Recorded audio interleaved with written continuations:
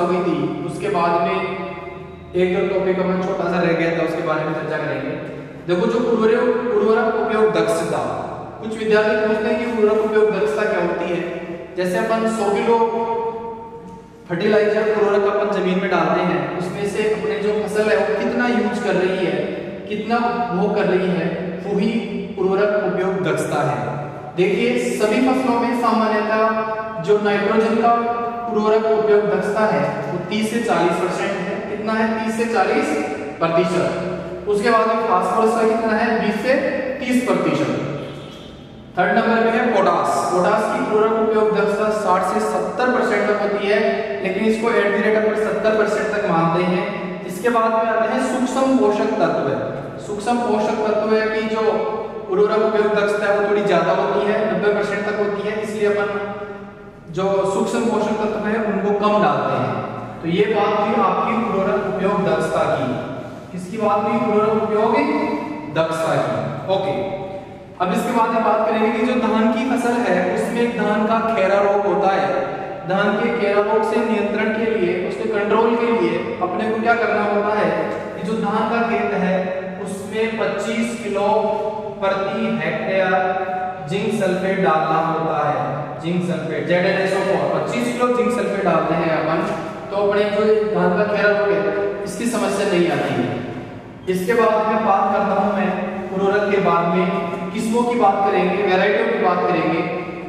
किस्म या वैरायटियां, देखो वैरायटियों में सबसे पहले मैं चर्चा करूंगा, आपको बस एक चीज ध्यान रखनी है, एक चीज ये ध्यान रखनी है कि इस जगत में जो भी नदी है अपने इंडिया के अंदर पाई जाती है, नदी, देवता, देवी, इन सब के नाम यदि आपको याद है तो आप एक क्वेश्चन आराम से ठीक कर सकते हैं। जैसे नदियों के नाम आपको पता होना चाहिए, जैसे है गंगा है, गोदावरी है, सरस्वती है, चंबल है, माही है। ये सारी की सारी जो नदियां हैं इन सब के नाम धान की वैरायटियों से जुड़ा हुआ है, धान की किस्मों से इनका संबंध है, क्योंकि धान अधिक पानी चाहने वाली फसल है, इसलिए जितनी भी नदियां हैं उनमें पानी बहता है। पानी बहता है तो उनके नाम से ही इसका जो वैरायटी है उसका नामकरण किया गया है। तो चंबल किसकी वैरायटी है? कि चंबल धान की वैरायटी है। गोदावरी किसकी वैरायटी है? कि अपने धान की वैरायटी है। वैसे ही देवताओं में से आप देख लो, जगन्नाथ है, मोहन है, श्री राम है, शंकर है, ऐसी जो भी वैरायटियां हैं वो अपने धान से जुड़ी हुई है। वैसे ही देवियों में देख लो, जैसे अपने देवियों में सीता किसकी वैरायटी है? कि धान की वैरायटी है। लक्ष्मी किसकी वैरायटी है? कि धान की वैरायटी है। सरस्वती किसकी वैरायटी है? कि धान की वैरायटी है। तो आपको कोई नदी, देवता, देवी, इनके नाम से यदि कोई किस्म का नाम आए तो उसमें सबसे ज्यादा प्रायिकता धान की होने की संभावना रहेगी। तो ये आपको अपने कॉमन सेंस में ध्यान रखना है, लॉजिक के आधार पर याद रखना है। इसके बाद में जो कुछ वैरायटी अपने यहाँ पे बहुत फेमस है उनके बारे में मैं चर्चा कर लेता हूँ। सबसे पहले बात करता हूँ मैं TN फर्स्ट। इसका क्वेश्चन सहायक कृषि अधिकारी 2018 में आ चुका है, जो 18 वाली भर्ती थी उसमें से क्वेश्चन आ चुका है TSC में। TN का पूरा नाम पूछा गया था कि TN का पूरा नाम क्या है? टाइम चोइंग नेटिव फर्स्ट। टाइम चोइंग नेटिव 1, ये इसका पूरा नाम था। यही क्वेश्चन वहां पे पूछा गया था कि TN का पूरा नाम क्या है। जो TN फर्स्ट आपकी वैरायटी है इसका विकास 1964 में ताइवान में इसका विकास किया गया था, इस वैरायटी को निकाला गया था। ये दुनिया की पहली बोनी किस्म थी, प्रथम बोनी किस्म थी, जो कि DCU जीन गुणा पेटा से क्रॉस करके निकाली गई थी। दो वैरायटियों के मध्य का क्रॉस था, वो था TN फर्स्ट। ये विश्व की प्रथम बोनी किस्म थी जो 1964 में ताइवान में निकाली गई थी, और इसका पूरा नाम क्या है? टाइम चोइंग नेटिव 1। ओके, इसके बाद में जो दूसरी सबसे पॉपुलर वैरायटी निकली, 2 नंबर वैरायटी निकली, वो निकली IR8। IR8 का मतलब है यहाँ पे अंतरराष्ट्रीय धान, अंतरराष्ट्रीय धान, इंटरनेशनल राइस 8, अंतरराष्ट्रीय धान 8। ये TN एक के जस्ट 1 साल बाद में निकाली गई, उसके तुरंत 1 साल बाद में 1965 में निकाली गई। और ये variety IRRI international rice research institute अंतरराष्ट्रीय धान अनुसंधान संस्थान मनीला फिलीपींस से निकाली गई थी। और इसको आश्चर्यजनक किस्म वर्ल्ड मिरेकल वैरायटी के नाम से जाना जाता है। वो इसलिए जाना जाता है, ये जो IR8 वैरायटी है, ये जो TN फर्स्ट वैरायटी थी 1 नंबर पे, उसके तुलना में अधिक उत्पादन देने वाली थी। उसकी तुलना में क्या देने वाली थी? अधिक उत्पादन देने वाली थी। इसलिए इसको विश्व में आश्चर्यजनक किस्म के नाम से जाना गया। इसको IR8 को। IR8 कब निकली? 1965 में निकली थी। कब निकली थी? 1965 में। और TN फर्स्ट की तुलना में क्या था? अधिक उत्पादन देने वाली थी। ओके, इसके बाद में तीसरी वैरायटी की बात करते हैं, जया। तीसरी वैरायटी कौन सी है? जया। जया अब भारत की किस्म है। अभी ऊपर अपन दोनों इंडिया से बाहर की बात कर रहे थे, बात करेंगे इंडिया में। अब इंडिया में आ जाते हैं। इंडिया में एक वैरायटी निकली जो कि जया के नाम से फेमस हुई, और ये वैरायटी भारत की प्रथम बोनी किस्म थी। भारत की क्या थी? प्रथम बोनी किस्म, जिसका विकास कब हुआ? 1968 में। किसने किया? डॉक्टर शास्त्री ने किया। IRI नई दिल्ली में इसका विकास किया गया। डॉक्टर शास्त्री साहब ने इसको निकाला। कब निकाला? 1968 में। और ये भारत की पहली बोनी किस्म थी। अब इसकी खास पहचान ये रही कि जो दोनों वैरायटियां थी, ऊपर TN फर्स्ट और दूसरी कौन सी? IR8। TN फर्स्ट से ज्यादा उत्पादन किसने दिया? IR8। इसलिए ये क्या कहलाई किस्म की? आश्चर्यजनक। अब इन दोनों किस्मों की तुलना में सबसे ज्यादा उत्पादन किसने दिया? जया ने। तो जया क्या कहलाई? भारत की आश्चर्यजनक किस्म कहलाई। ठीक है, तो भारत की प्रथम आश्चर्यजनक किस्म कौन सी थी? जया। और प्रथम बोनी कौन सी थी? जया। कब निकाली गई? 1968 में। किसने निकाला? डॉक्टर शास्त्री जी ने निकाला, IRI नई दिल्ली में। अब इसके बाद बात करता हूं अन्य जो किस्में हैं, उनमें हीरा जो वैरायटी है, इसका दाना थोड़ा लंबा होता है और ये थोड़ी जल्दी पकने वाली किस्म है। हीरा जल्दी पकती है, दाना थोड़ा लंबा होता है। अशोका जो वैरायटी है, इसकी बुआई सीधी होती है। सीधी आप इसकी बुआई कर सकते हैं, डायरेक्ट खेतों में इसकी बुआई की जा सकती है अशोका की। कस्तूरी है, ये जैसे हीरा में खुशबू आती है, वैसे ही इसमें भी खुशबू आती है, काले मरक की तरह। खुशबू जो वैरायटी है, ये भी सेंटेड वैरायटी है, सुगंधित वैरायटी है। रत्ना जो वैरायटी है, ये एक्सपोर्ट की जाती है, निर्यात की जाती है, विदेशों में भेजी जाती है। ठीक है, इसके बाद में मैं अगली वैरायटी की बात करता हूँ, लूनी श्री। ये भी बहुत इंपॉर्टेंट वैरायटी है इसकी, लूनी श्री। ये CRRI कटक उड़ीसा से निकाली गई है। कहां से निकाली गई है? कटक उड़ीसा से, उड़ीसा। लूनी श्री ये लवणीय मृदाओं के लिए उपयुक्त है। और इसकी सबसे बड़ी खास पहचान ये है कि लूनी श्री जो वैरायटी है, ये अधिक pH मान वाली मृदाओं में भी लगाई जा सकती है। इसके अलावा अगली वैरायटी की बात करता हूं मैं, फाल्गुनी वैरायटी। कौन सी? फाल्गुनी वैरायटी, फाल्गुनी किस्म, फाल्गुनी किस्म। ये भी बहुत इंपॉर्टेंट किस्म है। ये अधिक लोहा सहनशील है, अधिक लोहा। जिस एरिया में लोहे की अधिकता होती है, उस एरिया में इसको आप लगा सकते हैं। अधिक लोहा सहनशील, सहन कर सकती है अधिक लोहे की मात्रा को, फाल्गुनी किस्म। इसके बाद में आती है माही सुगंधा। माही सुगंधा कौन सी? माही सुगंधा। माही बांसवाड़ा में बहने वाली नदी का नाम है और ये बांसवाड़ा से ही निकाली गई है। ARS बांसवाड़ा से विकसित है, बांसवाड़ा से निकाली गई है। तो माही सुगंधा का विकास कहां से हुआ है? ARS बांसवाड़ा से। ये भी सुगंधित किस्म है, ये नहरी क्षेत्रों में अधिक लगाई जाती है। इसके बाद में कंचन जो वैरायटी है, वो भी इसकी बहुत अच्छी वैरायटी है। कंचन भी सुगंधित वैरायटी है और इसको भी किसान यूज करते हैं। इसके बाद में मैं बात करता हूं उत्परिवर्तित किस्मों की।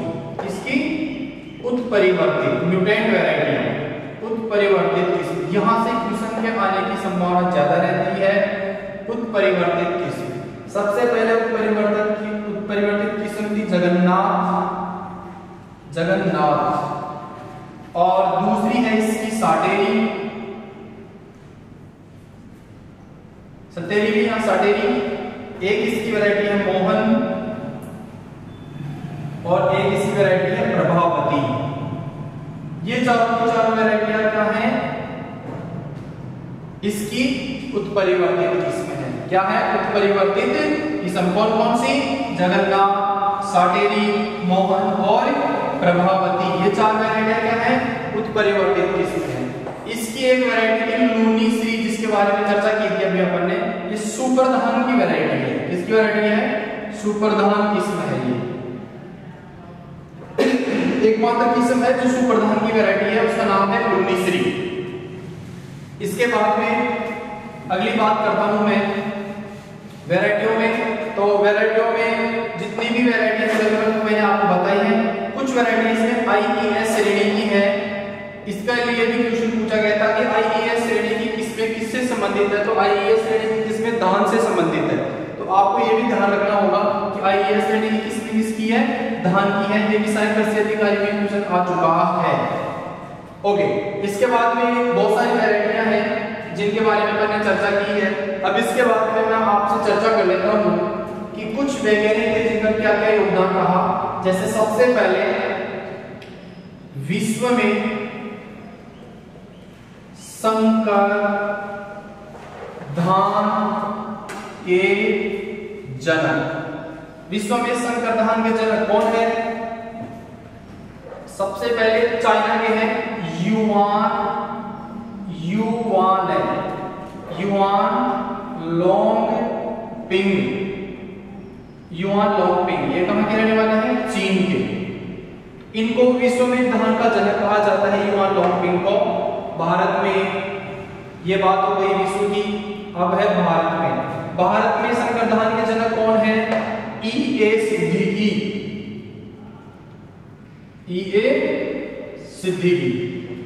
विश्व में कौन है? युआन लोंगपिंग। और भारत में कौन है? ईए सिद्दीकी। इसके बाद में मैं बात करता हूं नीचे, दोनों की बात हो चुकी है कि विश्व में कौन है? युआन लोंगपिंग। भारत में कौन है? ईए सिद्दीकी। अब बात करता हूं सुपर धान। कौन सा धान? सुपर धान। सुपर धान के जनक हैं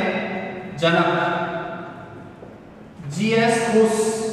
ये हमेशा खुश रहते हैं, ऐसे याद रखें आप। जीएस खुश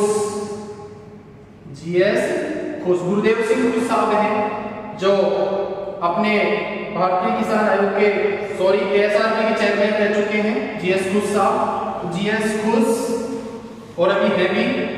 इसके बाद मैं बात करता हूं सुनहरा धान। अब कई बच्चे पूछते हैं कि साहब सुनहरा धान क्या होता है?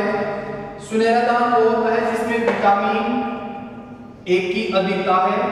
विटामिन ए इसमें 37 ppm तक पाया जाता है। तो सुनहरा धान है, गोल्डन राइस है, इसमें विटामिन ए की अधिकता होती है। बनारस हिंदू यूनिवर्सिटी में क्वेश्चन आ चुका है, आईसीआर के एग्जाम में क्वेश्चन आ चुका है, और आपके जेट के एग्जाम में भी क्वेश्चन आ चुका है। सुनहरा धान में कौन सी विटामिन की अधिकता होती है? विटामिन ए की अधिकता कितना होता है? 37 ppm। कितना होता है? 37 ppm।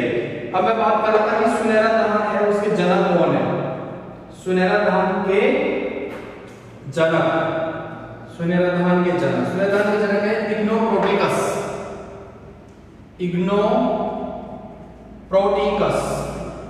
कौन है?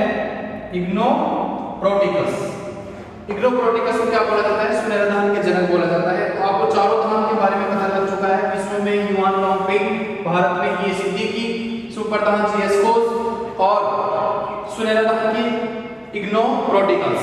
ओके, अब आगे मैं बात करता हूं आपको कुछ कर्षण क्रियाएं जो धान में की जाती हैं। कर्षण क्रियाएं, इनके बारे में चर्चा कर लेते हैं। सबसे पहले एक नंबर आता है उत्तेरा। अब कुछ विद्यार्थी पूछते हैं कि उत्तेरा क्या होता है? उत्तेरा ये होता है कि मध्य प्रदेश में, इसमें मध्य प्रदेश में क्या करते हैं कि जो धान का खेत खराब होता है और धान कटने के कगार पर आता है, उससे एक माह पहले क्या करते हैं?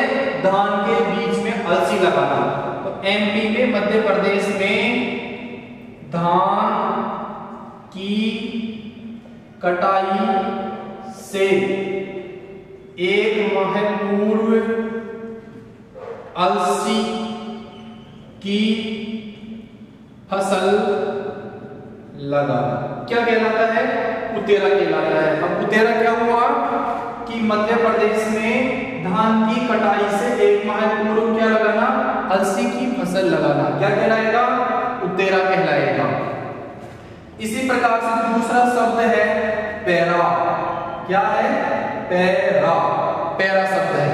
पैरा में बस चीज वही है, कोई चीज परिवर्तन नहीं होगा, जगह चेंज हो जाएगी, उड़ीसा और बिहार हो जाएगा। उड़ीसा और बिहार। तो उड़ीसा और बिहार में धान की कटाई से 1 माह पूर्व अलसी की फसल लगाना क्या कहलाएगा? पैरा कहलाएगा। और इसी चीज को मैं मध्य प्रदेश से बोलूंगा तो क्या होगा? उतेरा होगा। क्या होगा? उतेरा। तो पैरा क्या हुआ कि उड़ीसा और बिहार में धान की कटाई से 1 माह पूर्व क्या लगाना? अलसी की फसल लगाना। क्या कहलाएगा? पैरा कहलाएगा। और मध्य प्रदेश में क्या कहलाएगा? उतेरा कहलाएगा। इसके बाद में भूसेनिंग। भूसेनिंग भूसेनिंग क्या होता है? ये भी क्वेश्चन एग्जाम में आ जाता है। बिल्कुल, JARF 2013 में भी ये क्वेश्चन आ चुका है, उसके बाद में AO के एग्जाम में भी क्वेश्चन आ चुका है। भूसेनिंग का मतलब होता है कि मध्य प्रदेश में धान की खड़ी फसल में, मध्य प्रदेश में धान की खड़ी फसल में बैलों द्वारा हल से जुताई करना। जो धान की खड़ी फसल है उसमें मध्य प्रदेश में क्या करता है किसान? बैलों से लाइनों के बीच में जुताई करता है। उससे जो खरपतवार है या अनावश्यक पौधे हैं वो जमीन में मिल जाते हैं, रिमूव हो जाते हैं और आपकी फसल अच्छी खड़ी रहती है। तो ये हुआ भूसेनिंग। इसके बाद में आता है वी शेप कल्टीवेशन। ये भी क्वेश्चन आता है। मैं बात कर रहा था आपसे वी शेप कल्टीवेशन की। वी शेप कल्टीवेशन का संबंध किससे है? वी शेप कल्टीवेशन का संबंध किससे है? धान से है। ये भी क्वेश्चन पूछा जाता है। और वी शेप कल्टीवेशन के प्रणेता कौन है? टी योशिदा नाम के वैज्ञानिक हैं, जिन्होंने वी शेप कल्टीवेशन की पद्धति को अपनाया, इसको लेकर आए। इसके बाद में मैं बात करता हूं पैराबोइल धान। पैराबोइल धान। अब कुछ लड़के मुझे पूछते हैं कि साहब पैराबोइल धान क्या होता है? पैराबोइल धान होता है, इसमें विटामिन ए का संरक्षण किया जाता है। Conservation of vitamin A, vitamin A का संरक्षण किया जाता है। तो विटामिन ए के संरक्षण के लिए पैराबोइल धान का यूज किया जाता है। यह जो प्रोसेस होती है उसको पैराबोइल धान बोलते हैं। पैराबोइल धान के लिए आप 60 से 62 डिग्री सेल्सियस तापमान का यूज करते हैं। ठीक है। इसके बाद में ये अगला क्वेश्चन आता है भूरी खाद। भूरी खाद, ब्राउन मैन्योर। ये AO के एग्जाम में आ चुका है और बहुत सारे विद्यार्थियों का गलत हो चुका है। भूरी खाद का मतलब ये है, आपने अभी उतेरा और पैरा के बारे में चर्चा की थी, तो कुछ जो अपने जो एरिया है वहाँ पे अलसी के जो पत्ते हैं उसकी जो अन्य वेस्ट मटेरियल है वो वहाँ गिर जाता है, उससे जो खाद तैयार होती है वो भूरी खाद होती है। और भूरी खाद का संबंध किससे है? धान से है। ये क्वेश्चन एग्जाम में आता है। इसके बाद में मैं आपसे थोड़ी सी और चर्चा धान से संबंधित कर लेता हूँ। धान में जो और एक दो क्वेश्चन बनते हैं उनके बारे में अपन चर्चा कर लेते हैं। एक क्वेश्चन तो धान में से आता है कि जो धान है ये पानी में खड़ा रहता है, पानी में खड़ा रहता है, उसके बावजूद भी ये सड़ता या गलता नहीं है, सड़ना या गलन नहीं होती है। ऐसा क्यों? इसका कारण ये है कि जो धान का तना होता है इसमें एयर स्पेस रंध्र होता है, वो आर पार खुला होता है, तो पानी इधर से उधर मूवमेंट करता रहता है, एक तरफ से दूसरी तरफ मूवमेंट करता रहता है। बाकी अन्य फसलों में क्या होता है, जो तना होता है वो बंद होता है, इसमें स्पेस नहीं होता है। जो स्पेस खुला रहता है वो एक उत्तक होता है, उसका नाम है पेरेनकाइमा उत्तक। कौन सा उत्तक? पेरेनकाइमा उत्तक। पेरेन्काइमा उत्तक के कारण ही, और एक दूसरा कंटेंट होता है सिलिका। धान का जो तना होता है उसमें सिलिका पाई जाती है और एक पेरेन्काइमा उत्तक पाया जाता है। उसके कारण इसका जो तना है वो पानी में आराम से खड़ा रहता है। बाकी अन्य फसल होती हैं वो यदि पानी में खड़ी रहती है तो जल जाती हैं, गिर जाती हैं, सड़ जाती हैं, उनका तना जल्दी से सड़ जाता है। बाकी धान में आर पार क्या होता है, जो पानी है वो मूवमेंट करता रहता है, एक जगह स्थिर नहीं रहता, उससे आपका जो तना है वो खराब नहीं होता है। इसके बाद में एक क्वेश्चन ये भी आता है कि जो धान है उसके तने को क्या कहते हैं। इसके तने को CULM कहते हैं, कॉलम कहते हैं। ठीक है, ये भी ध्यान रखना धान का तना क्या कहलाता है। धान का तना CULM कॉलम कहलाता है, ये भी आप ध्यान में रखें। इसके बाद में मैं बात कर लेता हूं आपसे। आपने देखा होगा कि धान में से खुशबू आती है, धान में सुगंध, धान में सुगंध। धान में जो सुगंध आती है एसिटिल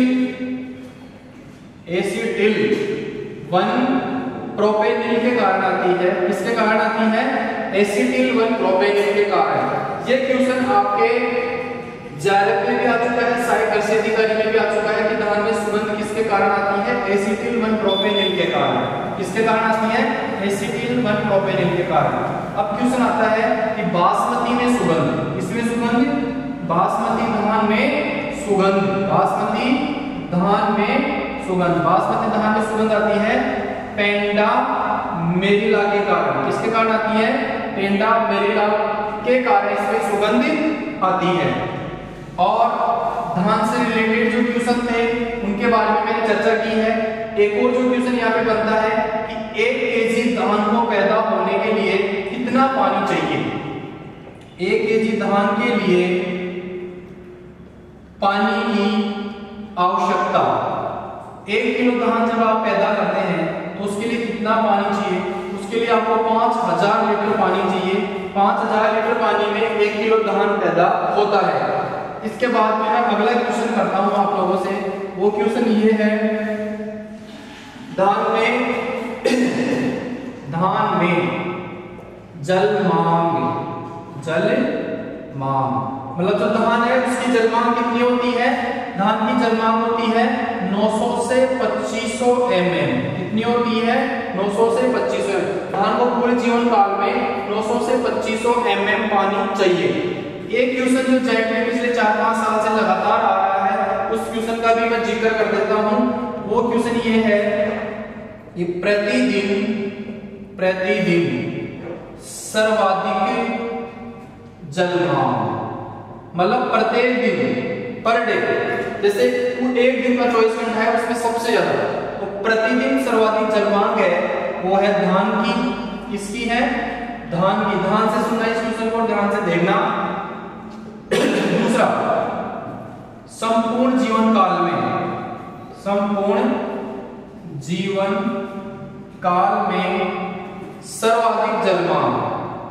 सर्वाधिक जल मांग, प्रत्येक दिन को सबसे ज्यादा पानी किसको चाहिए? धान को चाहिए। और पूरे जीवन काल में सबसे ज्यादा पानी किसको चाहिए? गन्ने को चाहिए। ये दोनों में बहुत मायने अंतर है, ध्यान रखना कि प्रतिदिन सबसे ज्यादा पानी किसको चाहिए? धान को। और पूरे जीवन काल में सबसे ज्यादा किसको चाहिए? गन्ने को चाहिए। तो दोनों क्वेश्चनों पे आप विशेष ध्यान रखना। दोनों क्वेश्चन जेट में आ चुके हैं, ICR में आ चुके हैं, BHU में आ चुके हैं, तो ये भी आप ध्यान रखना।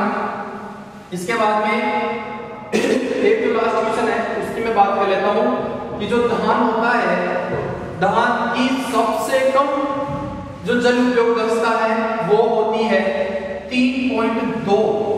बहुत ही कम जल दक्षता होती है धान की, 3.2 तक होती है। और इसी के साथ हमारा धान का टॉपिक खत्म होता है। धन्यवाद। अब अगली क्लास में अपन फिर मिलते हैं, उसके लिए आप सभी लोगों का धन्यवाद। हमारे चैनल को जरूर सब्सक्राइब करें, लाइक करें और उसको शेयर करना न भूलें। ज्यादा से ज्यादा विद्यार्थियों को शेयर करें। और अब हम आपसे नेक्स्ट क्लास में मिलते हैं। धन्यवाद।